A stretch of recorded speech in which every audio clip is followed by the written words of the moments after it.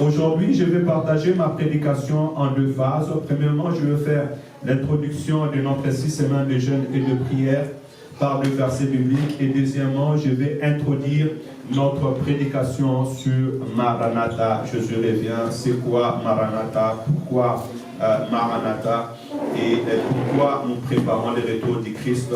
Et je retournerai aujourd'hui dans le base, dans la vie du peuple d'Israël et les trois convocations pour que nous puissions comprendre que Dieu marche dans son calendrier et nous aussi nous devons faire trop attention. Je suis dans les 6 semaines, deuxième page, nous sommes dans les 6 semaines de jeûne et prière. Dans Matthieu chapitre 17 verset 21, la Bible dit: cette sorte de démons ne sortent par les prières et par le jeûne. Alléluia. Cela veut dire quoi? Cela veut dire que nous avons un combat qui est physique, mais nous avons aussi un combat qui est spirituel. Cela veut dire qu'il y a des victoires que tu vas le vaincre physiquement, mais il y a aussi des victoires que tu les vaincras spirituellement. Les disciples marchaient avec Jésus, ils étaient avec Jésus, ils écoutaient la parole de Dieu. Quoi de mieux de marcher avec Jésus-Christ? Quoi de mieux de vivre avec Jésus-Christ jour après jour? Alléluia. Mais cela, spirituellement, ne leur suffisait pas seulement. On les a mis à l'épreuve. Il y avait un malade, il fallait les guérir, homme de Dieu. Entre-temps, Jésus avait soufflé sur eux un vent nouveau, en les disant: allez vers le brebis perdu d'Israël, allez-y, priez pour les malades et chassez des démons. Ils sont partis, ils étaient heureux, le malade était sauvé, les démons se sont libérés. Mais ce jour-là, cet enfant qui était atteint d'épilepsie, on ne pouvait pas les guérir. Et les disciples étaient seuls quand Jésus est arrivé. Jésus va s'approcher, il va voir que les disciples n'arrivaient pas à délivrer cet enfant de cet esprit. Jésus-Christ, en regardant cet enfant, il n'a pas regardé seulement le physique de l'enfant, mais il a vu qu'en lui, il y avait un esprit. Alléluia. Bien-aimés, nous cherchons la face de Dieu, nous gênons, nous prions, afin que le Seigneur nous ouvre les yeux spirituels, afin que tu vois.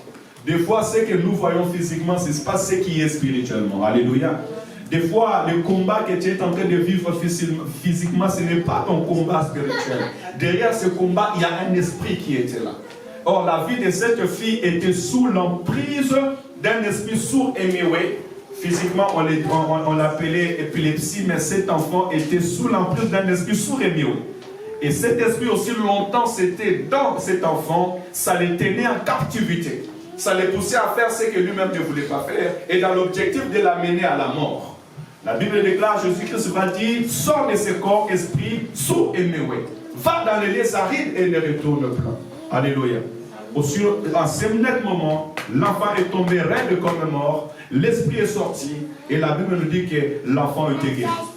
Et les disciples vont venir vers Christ le soir en demandant: mais maître, comment n'avons-nous pas pu guérir cet enfant? Il a dit: premièrement, c'est à cause de votre incrédulité, c'est à cause de mon manque de foi. Là, nous demandons au peuple de gêner de prier pour ta saison. Nous parlons. Celui qui a des oreilles pour attendre, attend. Et celui qui a le cœur pour retenir, retient. Alléluia. Parce que nous allons gêner, nous allons chercher la face de l'Éternel. Je prie aussi que toi, tu gênes. En fait, tu prends en considération ta vie. Tu prends en considération les éléments qui viennent à tes projets, remets-les dans le main du Seigneur. Et que le Seigneur te fasse grâce. Tu tiens l'Éternel de combattre pour toi spirituellement, parce que réellement, il y a des combats que toi, tu ne vois pas. Et que l'Éternel t'en délivre pour cette nouvelle saison. Et de deux, je me retire, ceux qui sont appelés à la grandeur, il faut savoir qu'à chaque niveau de la vie, il y a un combat. Alléluia. C'est comme une fille qui veut se marier, il y a un combat pour trouver l'homme, trouver le fiançailles, aller au mariage. Mais aussi, quand il entre dans le mariage, il y a aussi un combat dans le mariage. Alléluia. Donc, à chaque niveau de la vie que l'Éternel te donne, sache-le aussi qu'il y a un combat. Et dans le monde spirituel, il n'y a pas une élévation sans combat. Ainsi, vous allez voir comme Christ, pour avoir le nom qui est au-dessus de tous les noms, il a fallu qu'il se dépouille de sa force. Venir sur la terre des hommes. Je veux dire, pas dépouiller de sa force, mais qu'il se dépouille de son honneur, de sa gloire, parce qu'il était au sein du Père. Il avait la gloire que le Père avait avant le commencement. Il avait créé toutes choses, mais la Bible déclare qu'il est descendu sur la terre comme un homme. Il s'est donné et s'est livré sur la croix. Il a accepté la mort de la croix. La mort des pécheurs, la mort des condamnés, la mort de la malédiction, parce qu'il est écrit: maudit est celui qui est pendu au bois. Mais parce qu'il avait accepté cela, la Bible déclare que l'Éternel l'a souverainement élevé. Alléluia. Donc nous avons, chacun de nous, un niveau de combat à vivre ou bien à passer pour pouvoir exceller dans l'excellence. Ainsi, laisse que l'Éternel t'aide et t'assiste pendant ces temps. Ça sera pour nous une bénédiction. Et pour conclure dans ce que je viens de dire, la Bible déclare, Jésus-Christ a dit à ses disciples, c'est vrai, je vous ai donné la puissance, je souffle sur vous. C'est vrai que vous êtes avec moi, mais sachez que ces sortes des esprits ne sont que par des jeûnes et des prières. C'est pour nous dire, l'heure est arrivée de jeûner et de prier. Amen. Et que ça soit vraiment une bénédiction pour ta vie au nom de Jésus-Christ. Dans une autre verset biblique encore, la Bible nous dit, dans Proverbes chapitre 16, verset 3, recommande à l'Éternel tes œuvres et tes projets réussiront. Alléluia. Recommande à l'Éternel tes œuvres et tes projets réussiront.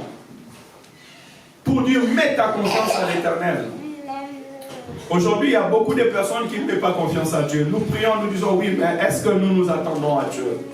Est-ce que tu recommandes tes œuvres à l'Éternel et tes voies et tes projets? Tu prends le temps de dire, Seigneur, je veux faire ça, je veux faire ça, je veux faire ça, aide-moi. La Bible déclare, David, lorsqu'il voulait aller au combat, il priait et consultait Dieu. Si Dieu lui disait, va au combat, il partait au combat. Et si Dieu ne lui disait pas d'aller, il n'allait pas. Or, nous savons que David, c'est un vaillant héros. David a fait tomber Goliath.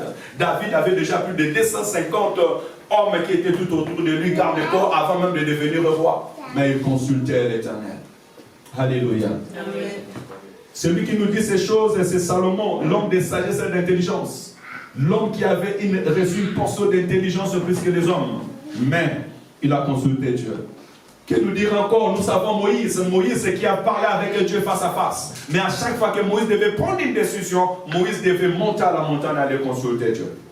Ainsi, nous voulons aussi consulter Dieu pendant ces jours, prier. Quels sont tes projets pour cette année 2025, 2026, ces saisons 2025-2026? Qu'est-ce que tu attends de réaliser ou que l'Éternel réalise dans ta vie?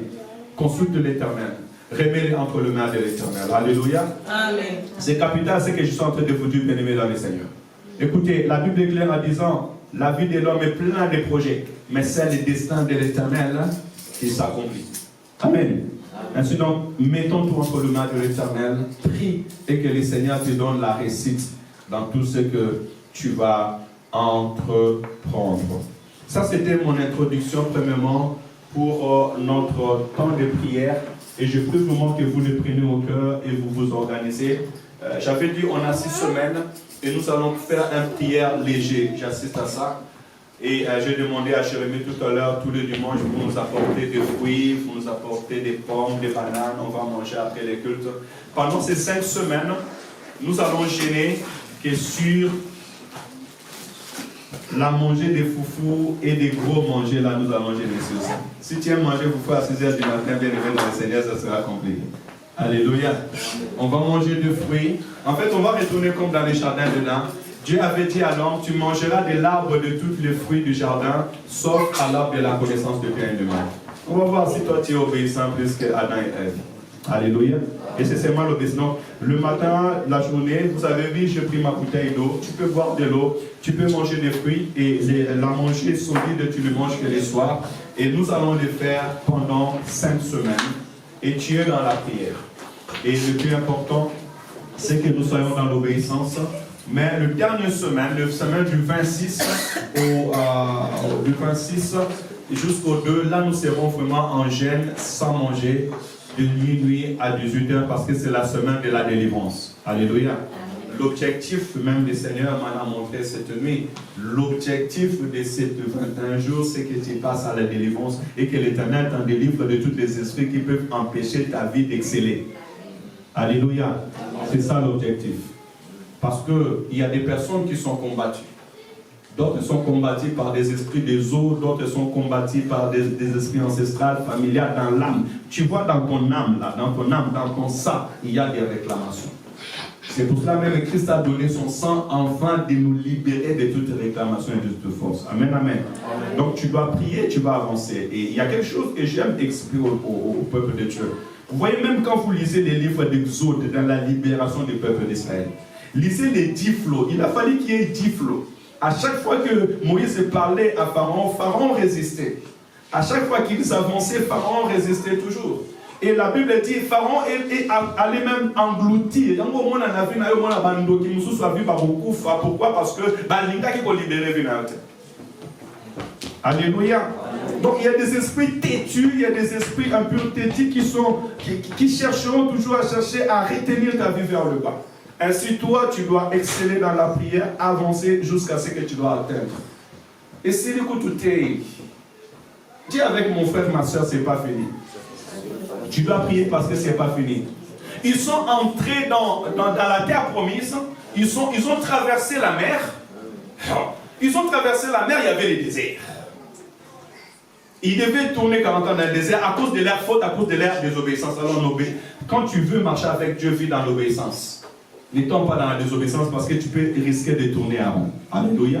Ils sont tournés en rond pendant 40 jours. Et la Bible déclare qu'après 40 jours, ils devaient aller au-delà du Jourdain. Ils devaient encore combattre, faire tomber Jéricho, faire tomber Haï, faire tomber tous les habitants de Canaan pour prendre la possession de leur pays. Vous avez vu combien de temps ils ont marché avec le Seigneur?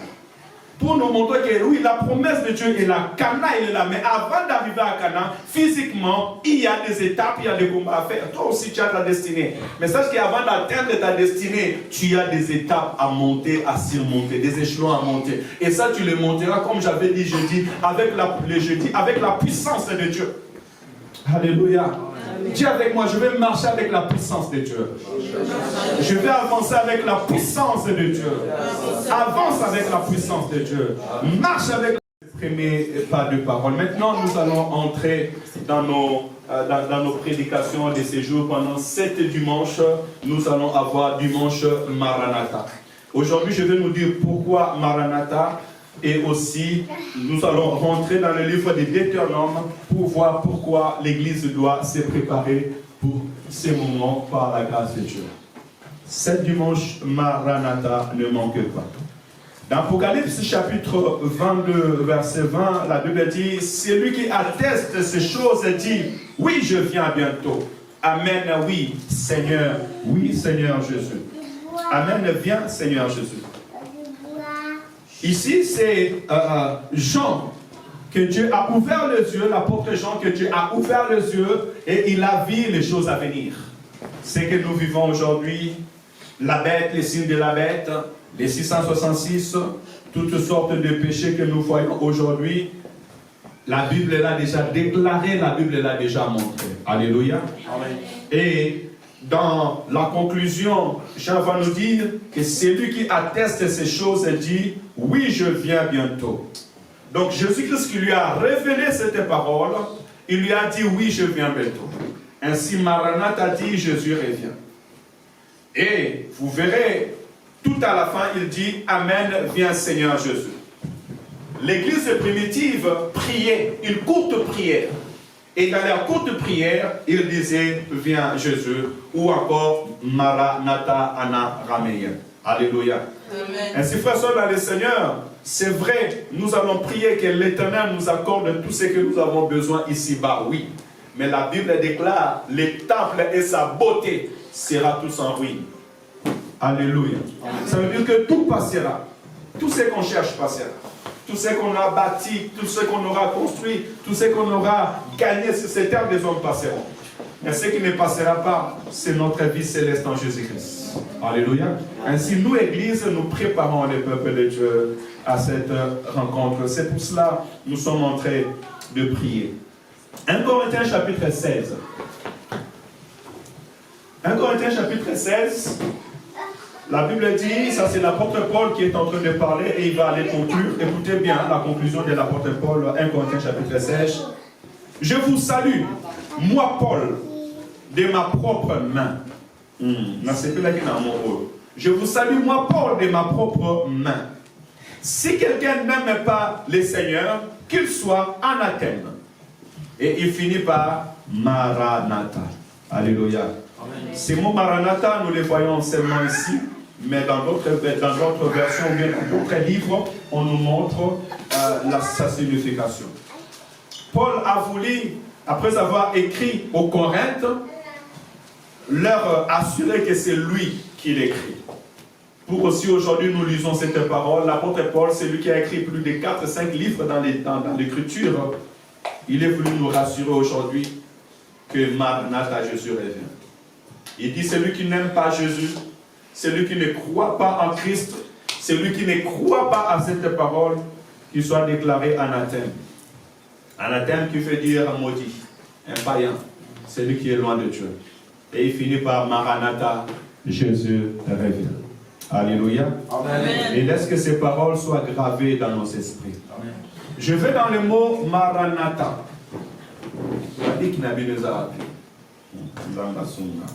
Je vais dans le mot Maranatha.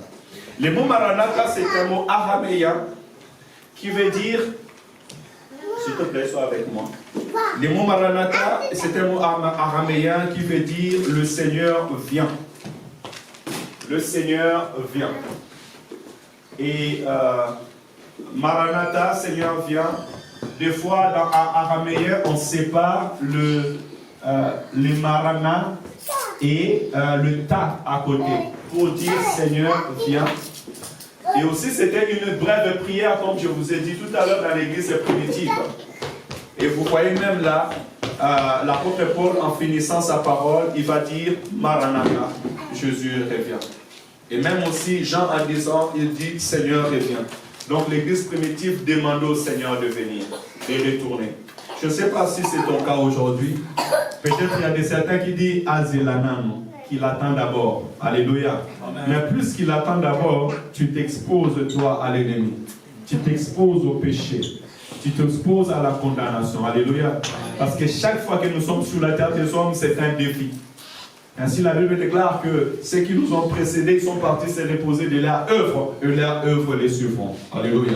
Donc, aussi longtemps que Jésus tarde à venir, c'est un challenge pour toi. C'est un travail pour toi de te perfectionner, de craindre l'Éternel, de chercher la face de Dieu. En fait, ne sois pas heureux parce que les jours s'allongent. Non. La Bible dit, les anges ont dit, malheur à la terre, car le diable est descendu avec un grand colère, cherchant qui il va dévorer. Alléluia. Amen. Chaque jour, nous voyons le soleil bien-aimé dans le Seigneur. C'est une grâce de se perfectionner, d'abandonner les péchés, de chercher encore la face de Dieu et de prier, dire, Jésus revient. Maranatha, Jésus revient. Nous les constatons aujourd'hui dans la vie de nos enfants.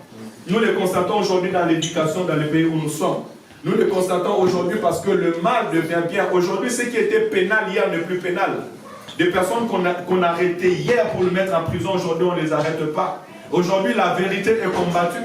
Aujourd'hui, si tu passes à la route, tu vois des personnes passer contre nature, tu les pointes des doigts, tu leur parles mal, on t'arrête. Alléluia. Amen. Les choses sont en train de changer. Et ceux qui ont les yeux spirituels ouverts, ils doivent prier pour leurs familles, prier pour leurs enfants. Ils doivent avoir peur de cette génération. Le mal a accru. Aujourd'hui, le péché, tu n'as même pas besoin de les chercher, il est là devant toi. Tu les vois qui passent. Alléluia. Amen. À une fraction de seconde, le diable peut t'emporter et t'emmener dans le péché. C'est pour ça que je dis, bien-aimés dans le Seigneur, disons Maranatha, Jésus revient. Alléluia. Amen. Nous avançons. Le but de cette prédication, c'est quoi? Pourquoi Maranatha? C'est que l'Église doit se tenir prêt. Alléluia. Amen. Tu dois te tenir prêt, jour après jour, Église. Maman, papa, tenez-vous prêts. Tenons-nous prêts. Dans Matthieu chapitre 24, où nous allons développer un par un, aujourd'hui je suis tout simplement allé chercher le but, mais par la grâce de Dieu, nous reviendrons et nous allons aller chapitre par chapitre. Dans Matthieu chapitre 24, verset 44, la Bible dit ceci: c'est pourquoi vous aussi, tenez-vous prêts, car le Fils de l'homme viendra à l'heure où vous n'y penserez pas. Waouh! Et ça, c'est le Seigneur qui est en train de le dire. Les disciples avaient demandé au Seigneur, Seigneur, dis-nous, comment sera ton avènement? Et le Seigneur a commencé à parler. Je ne vais pas entrer dans les détails parce que nous avons cette semaine pour y entrer. Mais le plus important, sachez, il a dit à ses disciples, c'est pourquoi vous aussi, mon frère, ma soeur, toi aussi, tenez-vous prêts. Église, maman, papa, tenons-nous prêts. Pour Pourquoi? Parce que nous ne savons pas à quelle heure Jésus-Christ va revenir. Tu ne sais pas quand il va nous surprendre. Alléluia. Mais ce qui est sûr et certain, les signes se sont faits. On a entendu les guerres, les bruits de guerre. Des nations qui se sont soulevées les uns les autres. Aujourd'hui, l'amour de beaucoup a diminué. Aujourd'hui, l'église même, certains sont en train de se tuer, de se donner des poisons et autres. L'amour elle-même a diminué. Alléluia. L'église devient un lieu de conflit au lieu d'être un lieu de paix. Un lieu de haine, de division au lieu d'être un lieu d'amour. Alléluia. La Bible déclare, Dieu a dit à Daniel que lorsque vous écouterez l'abomination qu'a dit Daniel, entrez dans les lieux très saints, que ceux qui sont en train de lire les livres fassent attention. Aujourd'hui, parmi nous, il y a ceux qui célèbrent l'abomination. Alléluia. Amen. Des relations contre nature. Donc l'abomination est entrée dans les lieux très saints. Et là, nous devons faire vraiment attention, bien-aimés dans le Seigneur. Voilà pourquoi vraiment, laisse qu'après ces 7 semaines de prédication pendant ces jours, que tu te tiens prêt, que tu regardes ta vie toi-même, que tu prépares parce que le Fils de l'homme revient et il doit venir nous trouver vraiment étant un peuple prêt. Alléluia. Amen. Et maintenant, il me reste 20 minutes. Je veux maintenant entrer dans ma prédication d'aujourd'hui pour aller dans les racines.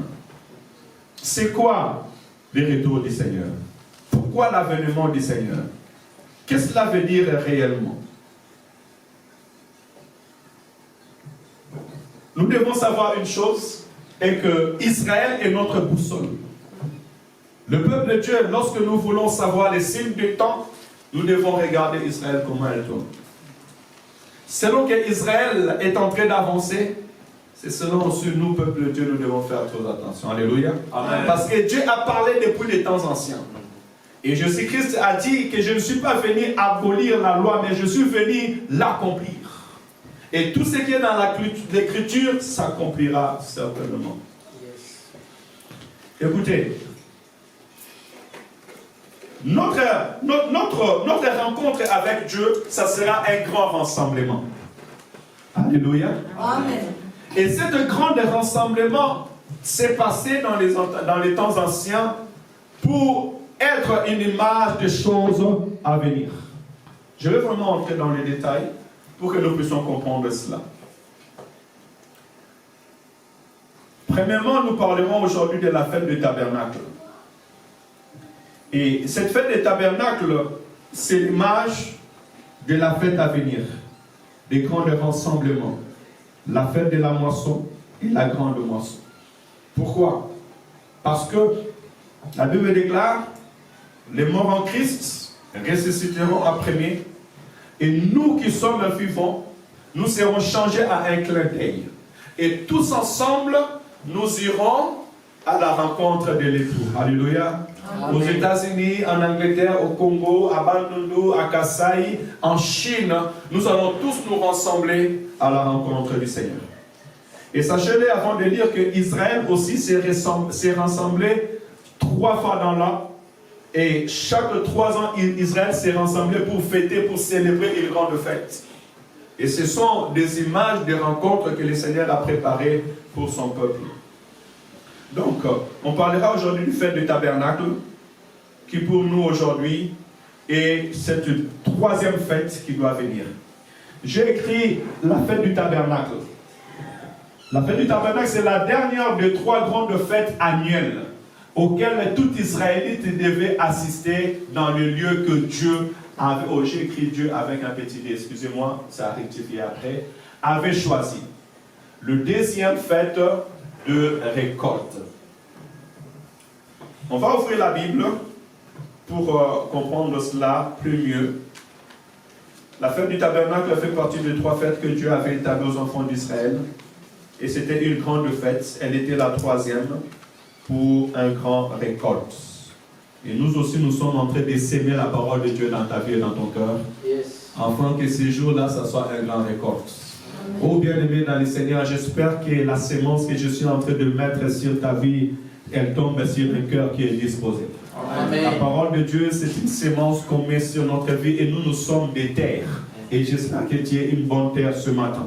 Et que cette parole, elle vient produire en toi la vie éternelle. Amen. Elle vient produire en toi la foi, au nom de Jésus. Afin que dans ces jours de ces grandes récoltes, tu sois parmi ceux qui seront récoltés pour le trône du Seigneur.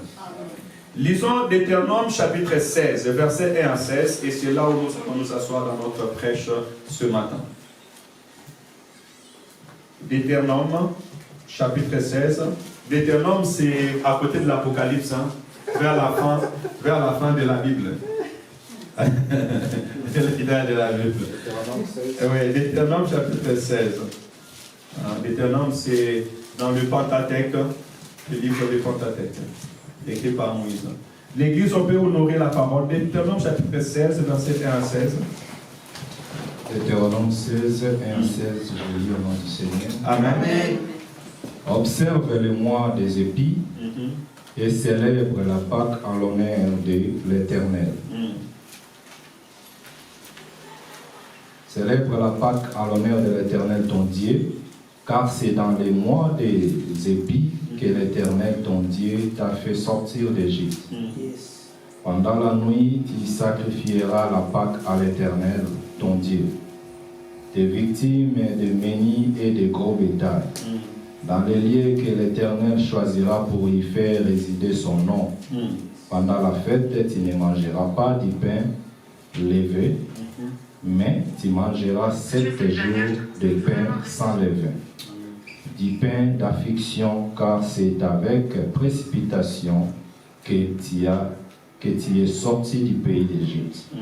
Il en sera ainsi afin que tu te souviennes toute ta vie du jour où tu es sorti du pays d'Égypte. On ne verra point chez toi de levain dans toute l'étendue de ton pays pendant 7 jours, et aucune partie des victimes que tu sacrifieras le soir du premier jour ne sera gardée pendant la nuit jusqu'au matin. Tu ne pourras point sacrifier la Pâque. Tu ne pourras pas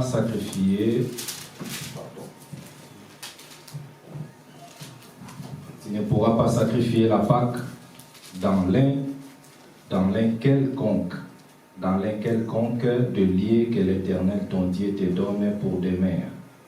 Mais c'est dans les lieux que choisira l'Éternel ton Dieu pour y faire résider son nom que tu sacrifieras la Pâque. Le soir, au coucher du soleil, à l'époque de ta sortie d'Égypte, tu feras cuire la victime et tu la mangeras dans le lieu que choisira l'Éternel ton Dieu. Et le matin, tu pourras t'en retourner et t'en aller vers tes tentes pendant 6 jours. Tu mangeras des pains sans levain, et le 7e jour, il aura une assemblée solennelle en l'honneur de l'Éternel. À l'honneur de l'Éternel ton Dieu. Tu ne feras aucun ouvrage. Tu compteras 7 semaines dès Là, on que... commence au deuxième fête. Oui, vas-y. Tu compteras 7 semaines dès que la fossile sera mise dans les bleus. Tu commenceras à compter 7 semaines, puis tu célébreras la fête de ces semaines.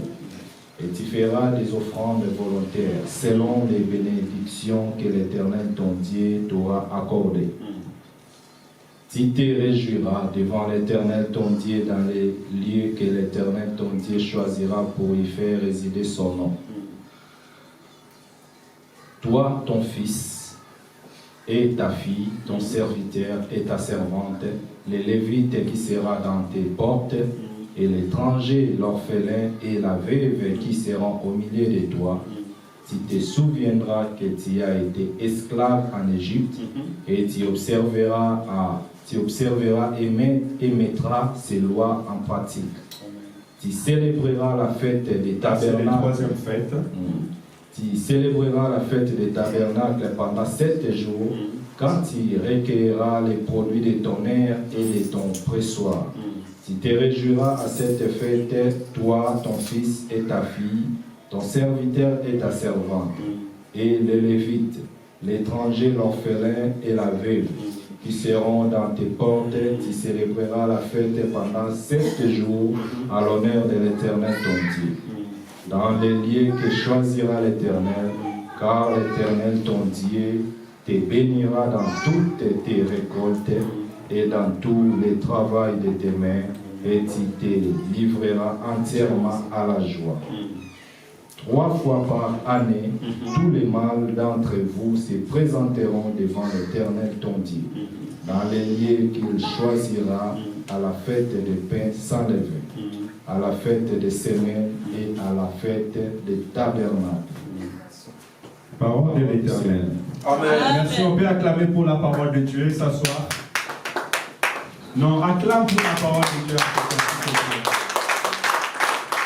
Vous savez, nous sommes dans un temps où Dieu veut nous ouvrir les yeux. Nous sommes dans un temps où Dieu veut nous faire comprendre, et je te prie à la maison d'aller lire cette parole. Alors, ce texte, je l'ai partagé à 3 parties, pour que nous puissions comprendre facilement. Et puis, je mis aussi dans ce texte le projet de Dieu pour l'avenir, ou bien ce qui est déjà accompli. Je mets en parallèle cette parole pour que vous puissiez le voir dans l'Ancien Testament et dans le Nouveau Testament. Nous parlons premièrement de la Pâque. Tu peux aller au deuxième tableau, merci. Nous parlons déjà de la Pâque premièrement. On voit dans Deutéronome chapitre 16, versets 1 à 8, Dieu va leur dire, observe le mois des épis qui est le mois d'avril et célèbre la Pâque à l'honneur de l'Éternel ton Dieu. Car c'est dans le mois de l'épis que l'Éternel ton Dieu t'a fait sortir d'Égypte pendant la nuit. Nous savons bien que dans cette nuit-là, Dieu avait dit à Moïse, tu prendras un agneau sans défaut, tu l'observeras pendant 3 jours, et puis tu vas le sacrifier, vous mangerez le pain sans levain avec de l'herbe amère. Donc la Pâque est déjà célébrée.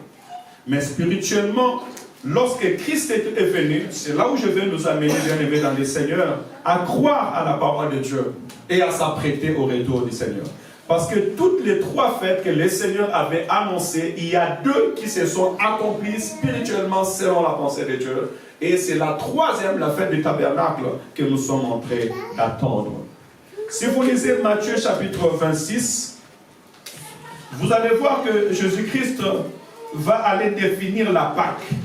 Pas comme Moïse l'avait montré en prenant un animal, en le contrôlant, en le vérifiant pendant 3 jours.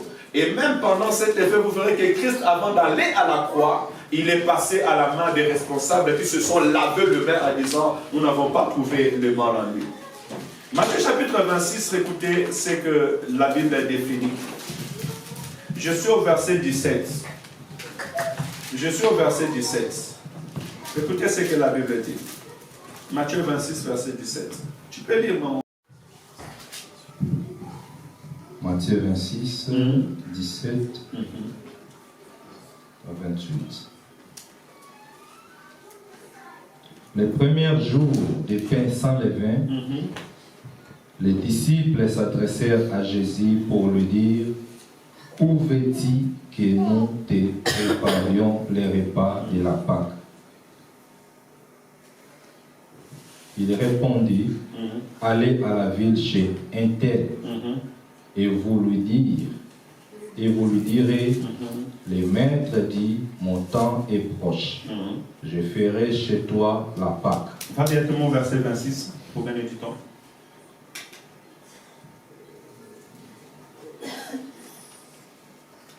Jésus prit du pain et après avoir rendu grâce, il le rompit et le donna aux disciples en disant, prenez, mangez, ceci est mon corps. Il prit ensuite une coupe et après avoir rendu grâce, il la leur donna en disant, buvez-en tous, car ceci est mon sang, le sang de l'alliance qui est répandu pour plusieurs, pour la rémission des péchés. Parole de l'Éternel. Amen. On peut s'asseoir. Nous voyons bien que la Pâque des enfants d'Israël devait commémorer, se rappeler de la délivrance de l'Égypte. Et comment Dieu l'a fait en frappant l'Égyptien cette nuit-là, ils avaient immolé l'agneau, ils avaient mis le sang dans leur linteau, dans leur portique, et l'ange de la mort est passé en Égypte. Il a tué tous les premiers-nés de l'Égyptien. Pharaon a libéré et Israël est sorti. Or, c'était l'image des choses à venir. Et pour nous délivrer, nous aussi, de nos péchés, parce que lorsque l'ange a apparu à Marie dans Matthieu chapitre 1, verset 21, il a dit, tu l'appelleras Jésus, c'est lui qui sauvera son peuple de ses péchés. Or, Jésus, pour nous sauver de nos péchés, il devait passer à la croix, comme il est dit ici, donner sa chair comme rançon et donner son sang comme rançon pour nous racheter de nos péchés. Ainsi, l'apôtre Paul dit, Christ, notre Pâque, est immolé. Alléluia. Amen. Nous voyons par là que la Pâque dont les enfants d'Israël devaient se rassembler, et la Pâque était une grande fête, parce qu'à tout moment, les Israélites venant de tous les bords s'est rassemblés à Jérusalem. Et quelque chose que j'ai aimé, Dieu dit aux enfants d'Israël que vous allez les célébrer dans les lieux que moi je vais choisir pour vous. Vous n'allez pas les célébrer là où vous voulez. Donc cela veut dire que même la Pâque, la Sainte Seine, c'est fait dans les lieux où Dieu veut que le peuple de Dieu soit réuni.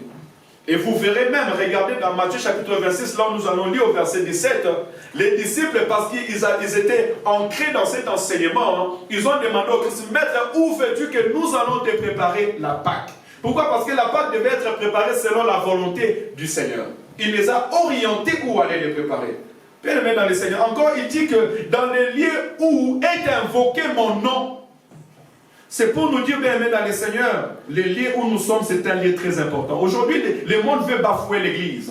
Le monde veut bafouer, rendre inutile les lieux de culte. Or, les lieux de culte, c'est là où est invoqué le nom de l'Éternel. Et c'est un lieu à prendre vraiment au sérieux. Alléluia. Amen. Et on voit que la Pâque, on ne les fête pas n'importe où, comme on veut fêter la Pâque. On fête la Pâque dans le lieu de rassemblement, où Dieu réunit son peuple.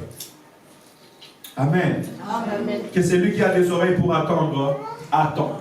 Mais ce que je voulais nous dire, bien aimé dans le Seigneur, le premier fait a été accompli.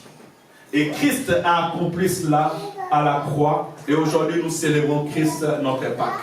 Quand nous célébrons la Pâque aujourd'hui, on ne célèbre pas la délivrance des enfants d'Israël dans le désert. Mais on célèbre ce que la Bible nous dit, qu'il nous a délivrés de nos péchés. Je pense que ça doit être Hébreux ou Colossiens qui est en train de dire ces choses. Colossiens 1, 12 et 13, je pense qu'il est en train de dire ces choses. Il nous a délivrés de la puissance des ténèbres et nous a ramenés dans le royaume de son Fils bien-aimé, en qui nous avons la rédemption et la rémission de nos péchés. Amen. Amen. Nous allons maintenant aux deuxième fête. La deuxième fête, c'est la fête de semaine. Vous le voyez dans Deutéronome chapitre 16, verset 9 à verset 12. Et Dieu va dire aux enfants d'Israël, tu compteras cette semaine, dès que la fossile sera mise dans le blé. Quand tu comptes cette semaine, 7 fois 7, ça te fait 49. Alléluia. Amen. Et au bout de 7e semaine, là tu vas fêter. Et vous allez voir que la fête qu'il faisait, la fête des semaines, autrement appelée aussi la Pentecôte. Alléluia. Amen. Parce que Pentecôte, c'est le 50e jour qu'ils sont en train de célébrer. Et voilà, vous verrez, on a déjà lu, mais moi je vous encourage de lire aussi Actes chapitre 1, 2 et Actes chapitre 2, 1 et 3, pour nous montrer que cela s'est aussi accompli depuis la mort et la résurrection de Jésus-Christ. La Bible nous a montré qu'il y a eu 40 jours qu'il a apparu sur la terre, il est monté, et au jour de Pentecôte, ils ont célébré les rois de gloire. Acte chapitre 1, verset 3, regardez ce que la Bible dit. Après qu'il eut souffert, il apparut vivant et leur en donnant plusieurs preuves, se montrant à eux pendant 40 jours et parlant de Dieu. Amen. Je saute directement pour avancer parce que nous savons la fête de la semaine. Israël, après avoir fêté la Pentecôte, il devait compter 40 jours. Disons, il devait compter 7 semaines. Une semaine, c'est 7 jours, une semaine. Et si nous multiplions 7 par 7, ça nous donne 49. La Bible déclare que Christ, après avoir mort sur la croix, comme notre Pâque, il a apparu au milieu des hommes pendant 40 jours. Et après avoir apparu pendant 40 jours, il va parler à ses disciples en leur disant, ne vous éloignez point de Jérusalem, mais restez ici jusqu'à ce que vous receviez ce que je vous ai annoncé, le Saint-Esprit de Dieu, et vous serez mes témoins. À Saint-Étienne, à Lyon, à Paris, à Yaoundé, jusqu'aux extrémités de la terre. Bien-aimés dans le Seigneur, Jésus-Christ en disant cela, il va monter au 40e jour. Il va monter. Et dans Actes chapitre 2, la Bible dit, les jours de la Pentecôte, ils étaient tous ensemble dans le même lieu. Donc juste 10 jours après, la Pentecôte est arrivée. Parce que si vous calculez bien, vous verrez que 10 jours après. 40 jours, il est resté sur la terre, il est monté. Et le jour de la Pentecôte, là, le jour de la Pentecôte, si vous lisez bien, la Bible déclare, vous verrez, à partir du verset 8 et 11, les gens étaient venus de Pax, de Metz. Ils venaient de la Mésopotamie, de l'Égypte, de la Syrie. Donc les gens étaient venus de tous les côtés. Pourquoi? Parce que c'était le temps de la fête de la semaine, c'était le temps des rassemblements. Tout Israélite, tout chrétien, tout croyant, tout juif, parce qu'à cette époque, c'était la religion juive qui était en train de régner sur la terre des hommes, ou bien la loi mosaïque. La Bible déclare qu'ils se rassemblaient tous pour célébrer la fête de la semaine. Alléluia. Amen. En même temps, ils célébraient la Pentecôte. Mais Dieu a utilisé ces jours pour faire descendre son esprit au milieu des hommes. Parce qu'il avait dit, dans les derniers jours, je répandrai de mon esprit sur toute chair. Vos fils et vos filles prophétiseront et vos enfants auront des songes. Ou vos filles auront des songes. Bien-aimés dans le Seigneur, cette promesse devait s'accomplir. Et c'était l'un des premiers fêtes, comment je pourrais dire, de la récolte. Les disciples ont marché avec Jésus-Christ. Les disciples ont vu la gloire de Dieu et ils devaient recevoir une récompense. Parce que la récolte, c'est une récompense. Alléluia. Amen. Dieu nous donne son esprit comme un don. Et ce don, c'est pour nous fortifier afin que nous marchions dans sa justice et dans sa crainte. Mais ce n'est pas encore le plus grand récolte ou le plus grand rassemblement. Mais on voit déjà à travers la parole de Dieu, la lumière de la parole de Dieu, que la fête de la semaine, qui devait être faite après 49 jours, parce que 7 fois 7, ça fait 49, c'était le 50e jour, donc le jour de la Pentecôte, et ce jour de la Pentecôte est déjà accompli. Nous célébrons la Pentecôte, oui ou non? Le retour du Seigneur est déjà fait, oui ou non? C'est pour cela, nous qui lisons la parole de Dieu, nous devons être éveillés pour nous dire que ce que Dieu dit, il accomplit, et il accomplira certainement. Amen. Amen. Nous allons, et je ne sais pas si je lis Actes chapitre 2, Actes chapitre 2, verset 1 à 2, c'est le verset que nous connaissons déjà. La Bible dit le jour de la Pentecôte, donc les 50e jour après 49, après les 7 semaines, ils étaient tous ensemble dans le même lieu. Déjà, l'image qu'ils étaient tous ensemble dans le même lieu, ils répondaient à l'ordre de Dieu qui disait que donc, après 7 semaines, vous devez vous rassembler et célébrer cette fête. Mais là, ils ont obéi à la voix du Christ qui leur a dit que ne vous éloignez point de Jérusalem, restez là jusqu'à ce que vous recevez ce que je vous ai promis, ce que je vous ai annoncé, le Saint-Esprit de Dieu. La Bible dit tout à coup, il vint du ciel un bruit comme celui d'un vent impétueux, et il remplit toute la maison où ils étaient. Les langues semblables à de langues de feu leur apparurent, séparant les uns des autres, et se posèrent sur chacun d'eux. Et ils furent tous remplis du Saint-Esprit, et se mirent à parler en d'autres langues, selon que l'Esprit leur donnait de s'exprimer. Bien-aimés dans le Seigneur, deux choses sont en train de se passer le même jour, en ce même instant. À l'extérieur, Israël se rassemble, la Pâque est finie, 49e jour, grande fête. Les Israéliens se sont rassemblés de tout le pays, ils sont venus en Israël, à Jérusalem, pour célébrer. Mais dans la chambre haute, l'Éternel est en train d'accomplir cela. Et Dieu a choisi Jérusalem parce que Jérusalem étant la capitale pour que le monde sache qu'il y a un nouveau mouvement qui vient de commencer. Alléluia. Quand ils sont en train de célébrer la fête de la semaine, de l'autre côté, Dans la chambre haute, l'Éternel accomplit sa promesse. L'Esprit de l'Éternel est descendu pour habiter dans l'homme.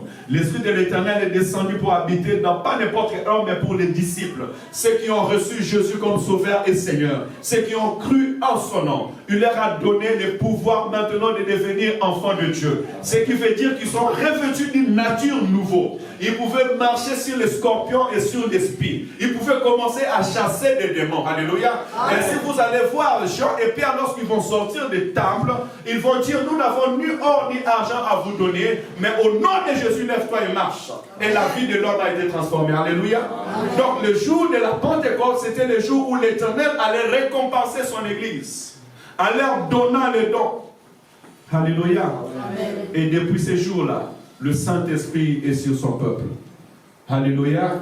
Dieu nous a donné un don gratuit, le Saint-Esprit de Dieu, afin qu'il marche avec nous, qu'il nous conduise. Aujourd'hui, nous célébrons la Pentecôte de tous les jours. Amen, amen. Nous sommes dans les temps de la Pentecôte, les temps de l'infusion du Saint-Esprit sur la terre, les temps de la visitation de Dieu sur la terre des hommes.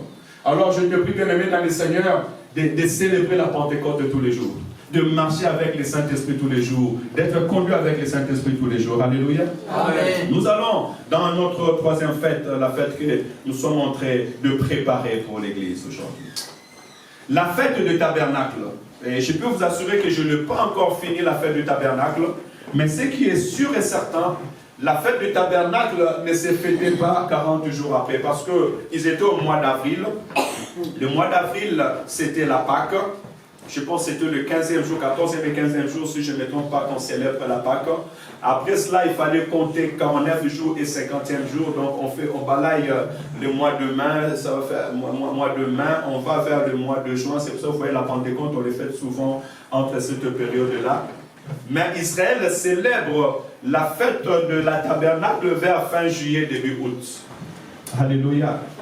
Vous savez, lorsque je lis la parole de l'Éternel, ça m'éveille des fois l'esprit. Et quand je suis venu en Europe, je vois que bien souvent, nous célébrons le fête vers l'été quand il fait jour. On évite un peu l'hiver pour ne pas déranger les gens. Alléluia. Et j'avais remarqué quelque chose quand je suis arrivé en Europe, et que des fois, il y a des églises même qui se ferment en été. Là. En été, tout le monde va en vacances. Ils ferment les Bibles. Et les pasteurs ferment même l'église, ils vont fêter. Ils vont aller se détendre. Mais la Bible déclare que il en sera comme au jour, là j'ouvre une petite parenthèse et je reviens. La Bible déclare il sera comme au temps de Noé. Personne ne se doutait de quelque chose. Tout le monde sont partis pour aller, comment je pourrais dire, chacun va dans ses trafics. Ils se marièrent, ils firent marier à leurs enfants et ils ne s'en doutaient de rien. Alléluia. Quand tu fais la fête là en été, fais attention. Peut-être c'est la période où Christ va venir. Et je commence à me dire moi-même, je pense que peut-être Dieu va nous surprendre en été.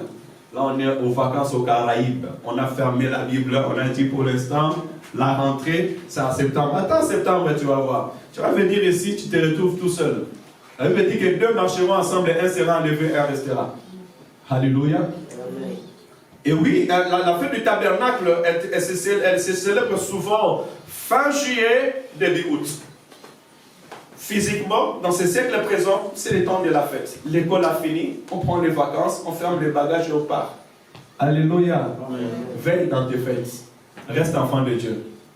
Yes. Alléluia. Amen. Même quand tu es en vacances là, reste enfant de Dieu. Parce que tu ne sais ni l'heure, ni le temps.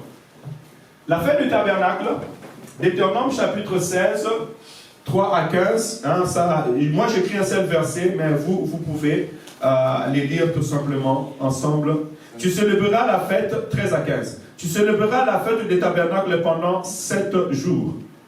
Quand tu recueilleras les produits de ton herbe et de ton pressoir. C'est une grande fête des récoltes. Alléluia. Amen. Vous savez, quand vous lisez la parole de Dieu, faites attention au mot. C'est une grande fête de récoltes. Comme quelqu'un qui va aller à la récolte de blé et il va mettre sur les tamis pour récolter ce qui est bon et ce qui est mauvais. Alléluia. Amen. On nous met tous dans un tamis, on est en train de nous bouger. Toi, tu seras de quel côté? Alléluia. Amen. C'est une grande récolte. La Bible dit c'est une grande récolte. Ça veut dire que le premier récolte, ils ont reçu le Saint-Esprit, mais ils attendent la grande fête, la grande récolte, la fête des tabernacles, et où ils devaient tous se rassembler là où tu avais préparé. Bien aimé dans le Seigneur, Jésus-Christ a choisi un lieu où il va nous rencontrer. Cette grande établissage, ça se passera dans les airs. Alléluia. C'est dans les airs que nous allons aller à la rencontre du Seigneur. Et je ne sais pas où tu seras. 1 Thessaloniciens chapitre 4, versets 15 à 18. Écoutez ce que la Bible nous montre dans le futur, sur la fête que nous nous préparons pour aller à la rencontre. 1 Thessaloniciens chapitre 4, c'est dans l'Ancien Testament, hein, 1 Thessaloniciens. Tu cherches 1 Thessaloniciens dans l'Ancien Testament, hein? Lisez la Bible. Tu veux savoir quelqu'un qui lit la Bible, vous allez voir par là. Et je vous encourage à acheter les Bibles feuilles, parce qu'un jour vous allez vous connecter sur vos téléphones, vous verrez qu'il n'y a pas la Bible. C'est une application. C'est une application, ils peuvent les bloquer et puis vous ne les voyez plus. Donc ayez vos Bibles à côté, des Bibles papier s'il vous plaît. Et quand ils sont en train de mettre le Bible numérique, c'est pour que vous négligez ces Bibles. Elle sera de moins en moins imprimée. Et à un moment ou l'autre, ça sera compliqué. Donc je vous encourage d'avoir vos Bibles papier. Ça sera pour une bénédiction. 1 Thessaloniciens, chapitre 4, du verset 15 à 18. Tu as trouvé homme de Dieu, tu peux lire. Écoutez bien la parole de Dieu, s'il vous plaît.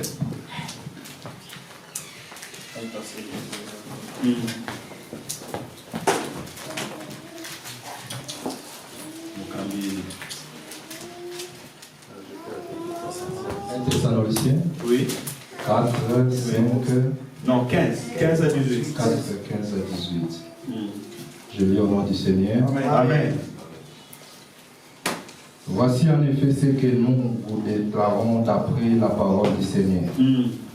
Nous les vivants, restez pour l'avènement du Seigneur. Nous ne dévancerons pas ceux qui sont morts.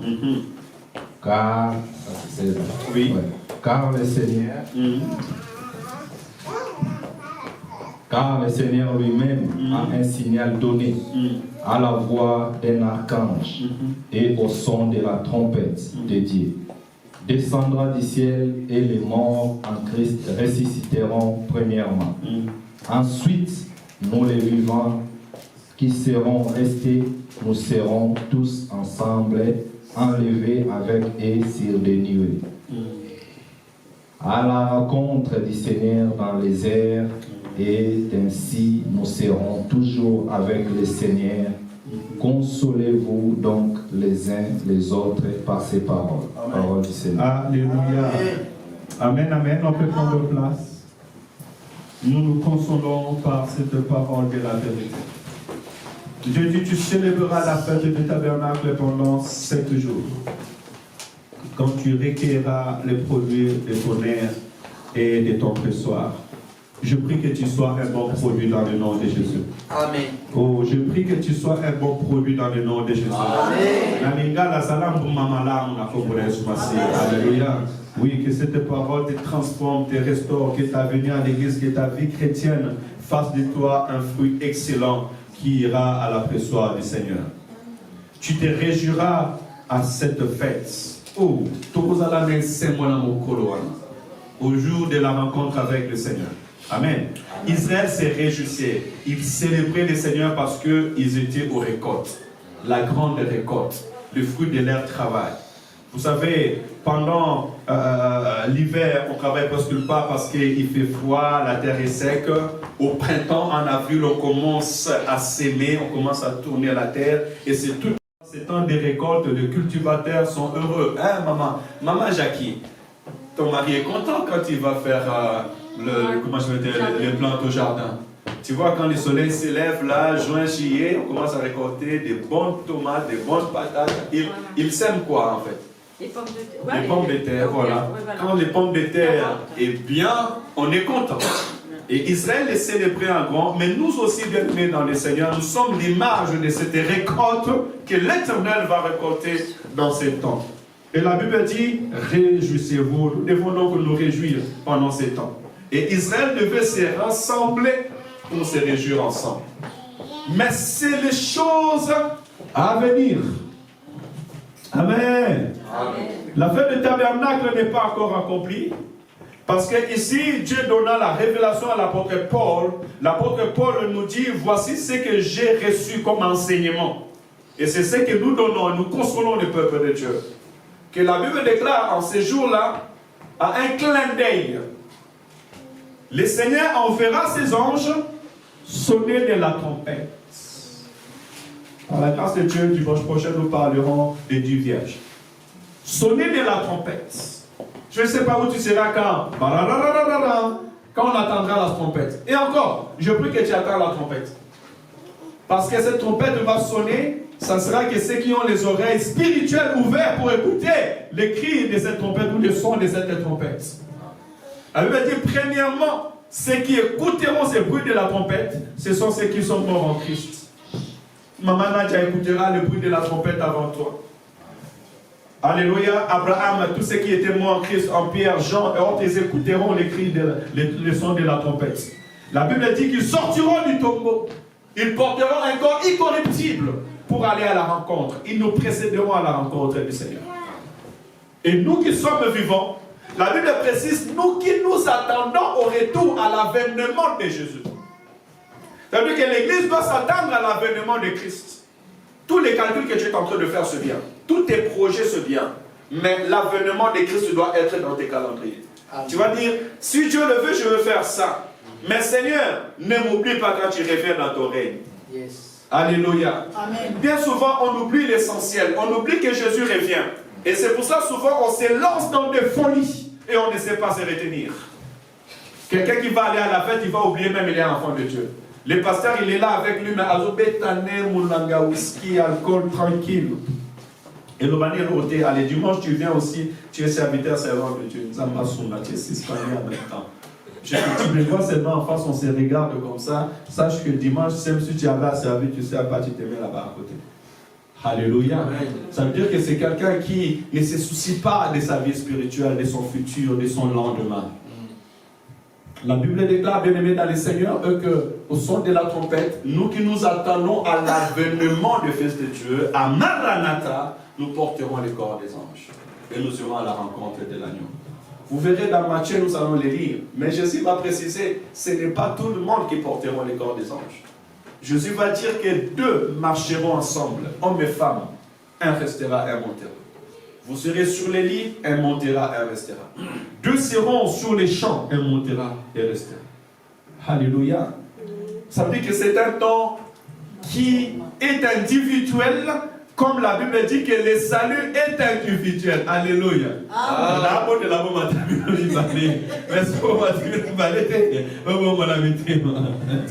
Alléluia. Mais maman Arlette a raison. Maman, Luca Lola. Luca Lola. Alléluia. Luca Lola. Cherchons les ciels. Nous venons pour chercher les ciels. Nous venons pour chercher les ciels. Dis à ton frère, à ta soeur, nous venons pour chercher les ciels. Amen, amen. Nous nous attendons à la venue du Fils de l'homme. Voilà pourquoi nous avons intitulé ce terme Maranatha. Et par la grâce de Dieu, ça c'est tout simplement une introduction. Vous voyez, je suis allé en Deutéronome pour aller dans les racines pour que nous comprenions. Celui qui comprend Israël, qui comprend les choses de l'esprit, il va comprendre ce qui vient après. Si nous savons aujourd'hui qu'il est parmi les 3 rencontres, la première rencontre sur la Pâque est déjà accomplie en Christ. Le deuxième rencontre, fête de la semaine, le 50e jour, la Pentecôte est accomplie au jour de la Pentecôte, qui veut dire l'infusion du Saint-Esprit. Vous voyez, Dieu est dans son calendrier et Dieu marche dans son calendrier. Nous, étant qu'Église, nous devons, Saint-Esprit, merci pour ta grâce. Nous aussi, étant qu'Église, nous devons entrer dans le calendrier de Dieu pour comprendre les choses spirituelles. Alléluia. Si tu comprends les calendriers de Dieu, les choses spirituelles, tu seras éveillé. C'est comme quelqu'un qui va au travail. Si tu connais tes jours de travail, tes heures de travail, tu ne vas pas être en retard normalement. Tu vas te réveiller à l'heure. Tu vas te préparer parce que tu sais que je vais aller au travail. Je commence mon travail à 7h. Je vais me réveiller à 5h, à 6h, selon les distances de mon travail, selon les moyens de transport pour être à l'heure. Mais si nous ne savons pas quand Jésus-Christ reviendra, qui va se préparer? Si nous ne sommes pas conscients réellement que Christ revient, comment est-ce que nous allons être prêts? Ainsi, laisse que pendant ces 7 semaines ou ces 7 dimanches, que l'Éternel te bénisse. Alléluia. Mais ne manque pas le dimanche prochain. Ne manque pas ces 7 dimanches parce que nous serons bénis, pas seulement avec Pasteur Jean-Chéri, avec le Saint-Esprit et d'autres pasteurs passeront et ils nous béniront. Maranatha, Jésus revient. Que l'Éternel vous bénisse abondamment.